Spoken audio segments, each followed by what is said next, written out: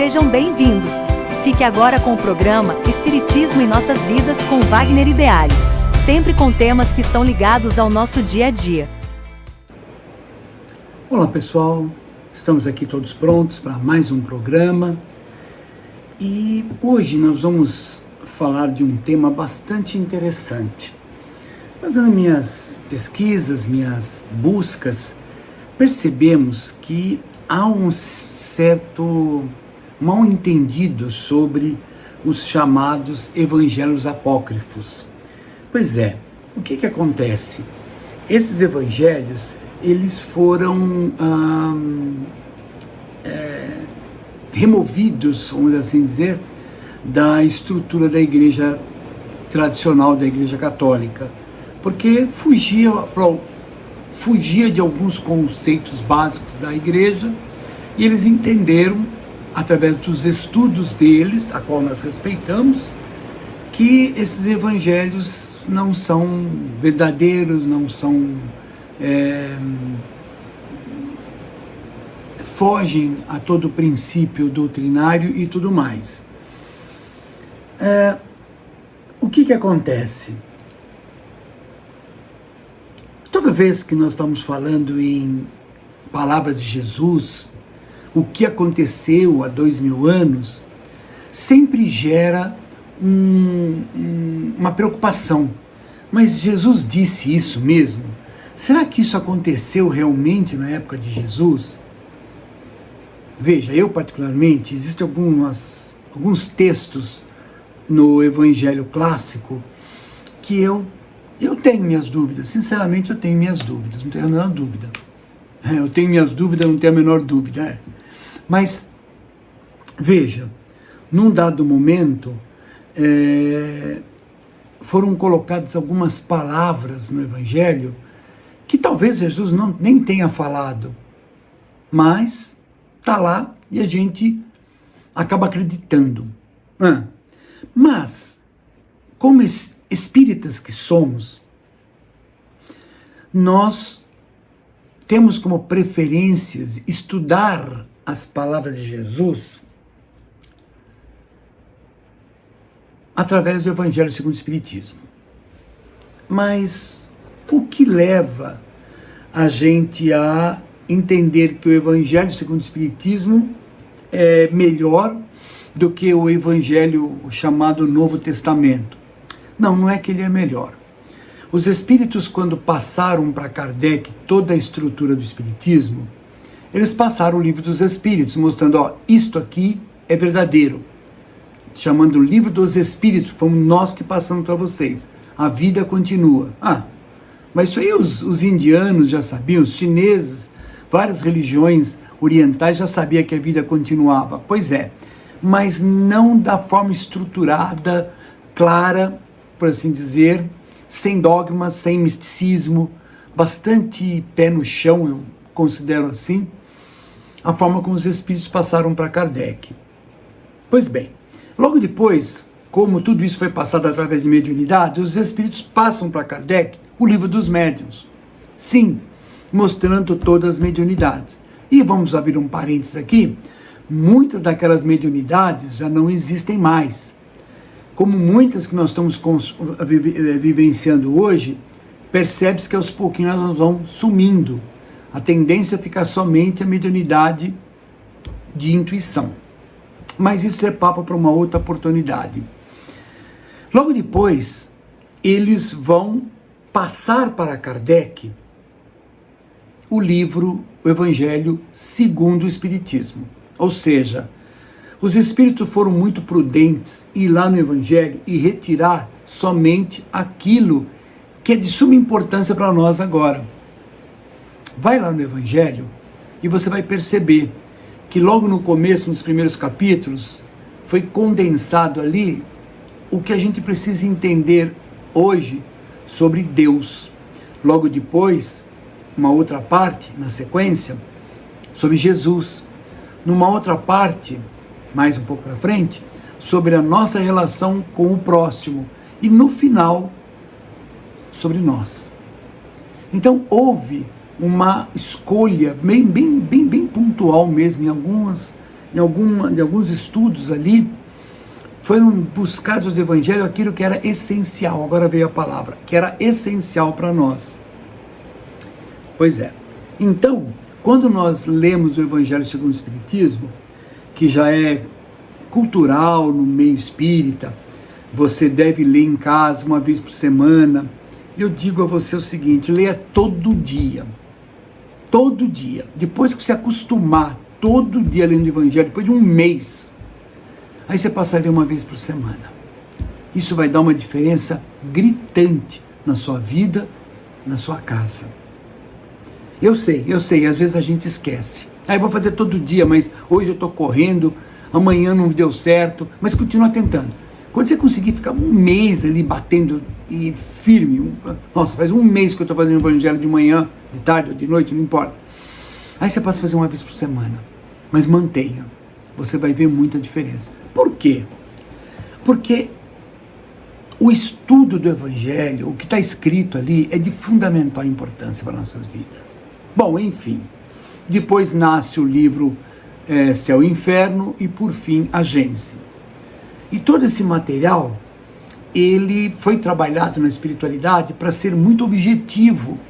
Por isso, o professor Herculano Pires, em 1900, e meu Deus do céu, lá atrás, 70 e tralalá, ele dizia, se você tiver dúvida sobre o espiritismo, qualquer dúvida que você tiver, recorra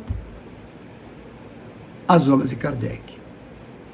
O Emmanuel disse isso para o Chico, a Joana disse isso para o Divaldo. Todos os espíritos de luz vão dizer, olha, qualquer dúvida, a coisa enroscou, volta para Kardec. Não é que Kardec é o salvador, não é nada disso, não é que Kardec é... Não! Ele é um espírito maravilhoso, que se doou a esse trabalho e serviu de intérprete para trazer esse material todo. Fez um trabalho, muito duro, muito árduo, que mexeu até com a sua saúde. Mas o mundo está aí, muita gente achando que Kardec está superado. Nós nem começamos a entender o que os espíritos passaram para Kardec. Leia, você já leu o livro dos Espíritos? Já? Leia de novo. Duvido que você vai ler de novo e vai falar, puxa vida, é a mesma coisa que eu li antes. Não é. Cada vez que você lê, você vai ver coisa nova. Porque você já acordou um pouquinho mais, já melhorou um pouquinho mais. Pois é, mas por que eu estou falando isso? Porque o nosso bate-papo aqui são de outros evangelhos, que tem um material bom. Sim, tem muita coisa boa lá. Mas, por estar fugindo à política da igreja na época, fugindo a interesses, porque em alguns deles tem muito misticismo, em algum deles tem algumas conotações, algumas colocações que geram uma certa desconfiança, e eu entendo, não dá para você aceitar. Pois é. Então, a maior parte eu notei aqui, foi rejeitado no concílio de Nicéia, em 325 depois de Cristo. Lá é que ele foi rejeitado.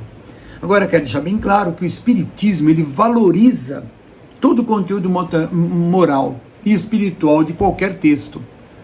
Você escreveu um texto, ali tem um material bom, moralmente falando, espiritualmente falando, o Espiritismo vai valorizar aquilo, porque aquilo é um material para ser agregado ao teu conhecimento, ao meu conhecimento, divulgado, porque é coisa importante. Aí,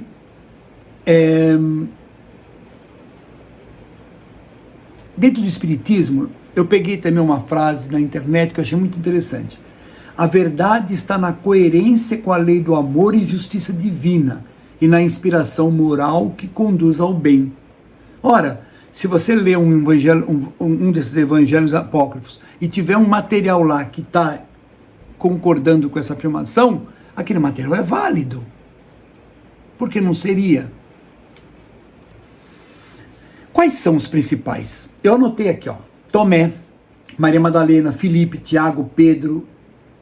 Achei um que chama do Evangelho da Verdade, nem sei, dos Hebreus e de Judas. Ainda fui pesquisar, para um pouquinho, Judas morreu, como é que ele escreveu esse evangelho? Esse evangelho foi escrito quase que 200 anos depois, e foram achados, material encontrado, deixado por Judas, escrito em algum momento, e um grupo agnóstico catou esse material e montou. Então, o Evangelho de Tomé, olha que interessante, não tem porque é duro decorar tudo isso, né? Contém 114 frases atribuídas a Jesus, enfatiza o autoconhecimento e a iluminação interior. O reino está dentro de vós e fora de vós. Essa frase matou esse evangelho. Porque os poderosos religiosos da época, como? O reino de Deus está dentro de mim? Não, pô, joga isso fora. Que isso? Eles vão parar de ir na igreja. Porque vai dizer que o evangelho, o reino de Deus está dentro da pessoa? Não. O reino de Deus é lá na igreja. Eles têm que ir na igreja. O evangelho de Maria da Madalena também é um evangelho que não pode ser aceito. Exalta a consciência espiritual e o papel da mulher como portadora de sabedoria e intuição. Você acha que em 1600 anos atrás os caras iam concordar com isso? Jamais. Nos dias de hoje, as religiões não concordam com isso. Sim, eu sei, para fazer oba-oba na internet, para fazer oba-oba na televisão, eles concordam com tudo. Mas no dia a dia verdadeiro, concorda nada. O Evangelho de Filipe apresenta reflexões sobre amor e união das almas, em sintonia com o ideal de fraternidade universal. Olha aí, tem material lá para a gente estudar. Evangelho de Tiago narra o nascimento e infância de Jesus e de Maria, simboliza a pureza espiritual e toda a preparação do Cristo para o seu apostolado.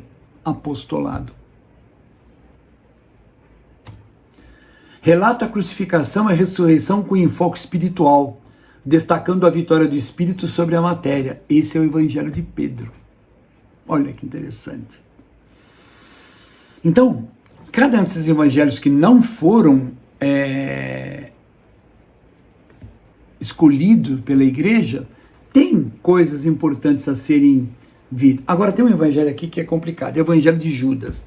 Apresenta Judas como instrumento consciente da missão de Jesus, refletindo sobre o livre-arbítrio e as provas espirituais.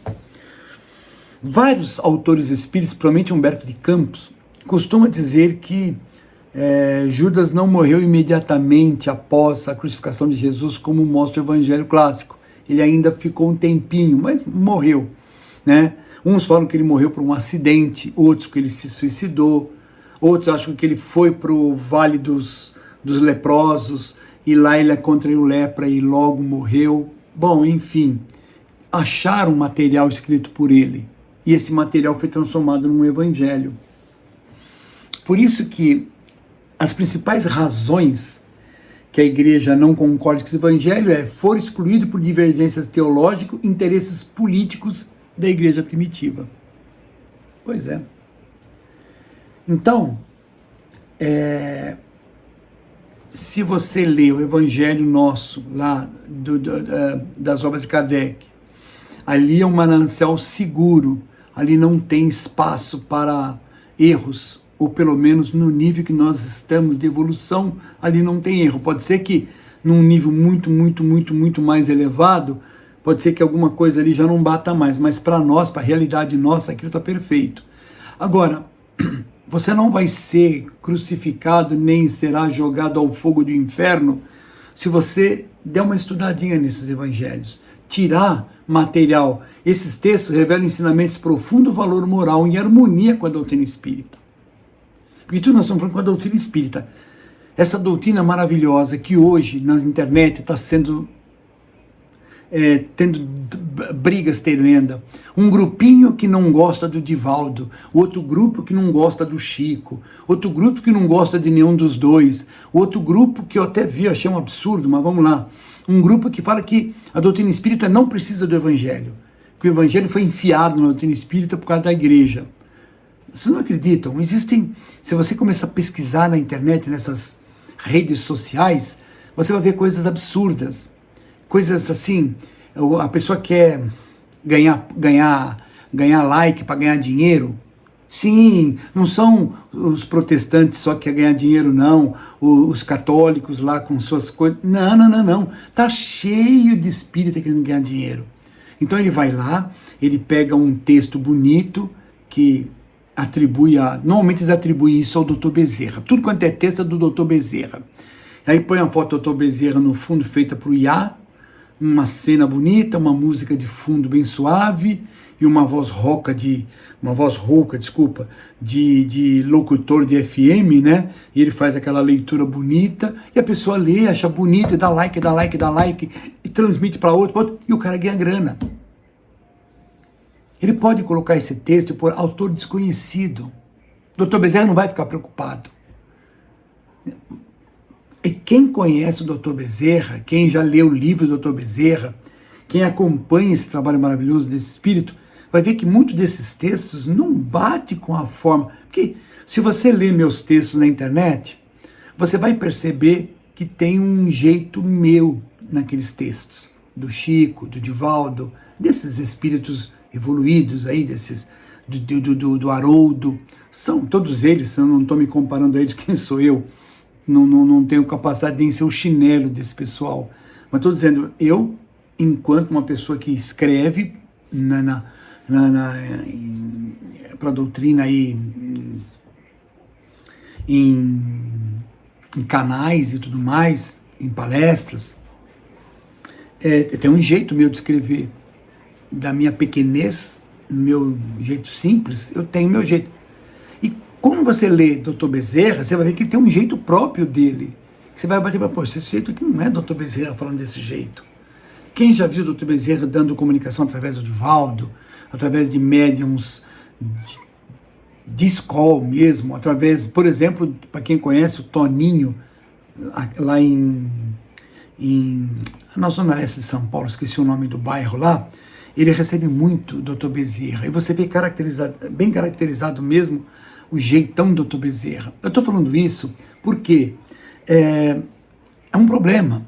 A doutrina espírita está vivendo um momento muito, muito perigoso, que nós temos que tomar bastante cuidado e preservar a pureza da doutrina, sim, mas entender também que novos ensinamentos estão sendo agregados. Então há pessoas que falam, mas esse negócio de passe não funciona. Por quê? Porque não está na obra da codificação. Bom, é a mesma coisa que você lê os livros de física antes do século XIX e dizer que está tudo furado. Não, não está. Ah, mas saiu a física quântica. A física quântica, ela serve para um tipo de aplicação dentro das partículas subatômicas da matéria. Mas no mundo nosso aqui, a física newtoniana continua valendo 100%. Então temos que tomar bastante cuidado para não se deixar levar para um dogmatismo espírita. Sabe? Não posso negar, eu fui no passado um espírito ortodoxo. E a vida foi mostrando para mim que eu preciso ser um pouco flexível. Em alguns momentos, em um ou outro, há a necessidade da flexibilidade, que o próprio Kardec nos leva a isso. Então, agora, uma coisa aqui importante sobre esses evangelhos, olha aqui, o Espiritismo não os adota como sagrados, mas reconhece nele verdades espirituais compatíveis com os princípios kardecistas. Então eu quero deixar bem claro, quando eu falo dos livros apócrifos, não é que eu sou um devoto para isso, não. É que eu li alguma coisa, achei interessante e não foge dos princípios espíritas. O evangelho todo? Não. Ah, mas o evangelho de Pedro, o evangelho de Filipe, o evangelho de Madalena? Não. Esses evangelhos todos, existem lá dentro alguns pontos que batem com aquilo que o Espiritismo nos ensina. O evangelho apócrifo, junto com o evangelho segundo o Espiritismo, convida a reflexão sobre o Cristo vivo e universal. É isso aí. Então vamos estudar, vamos comparar, vamos analisar. Qualquer dúvida maior, recorra às obras da codificação. E assim vamos caminhando na nossa vida para uma evolução maior. Fiquemos todos na paz do Divino Mestre. Até a próxima, pessoal.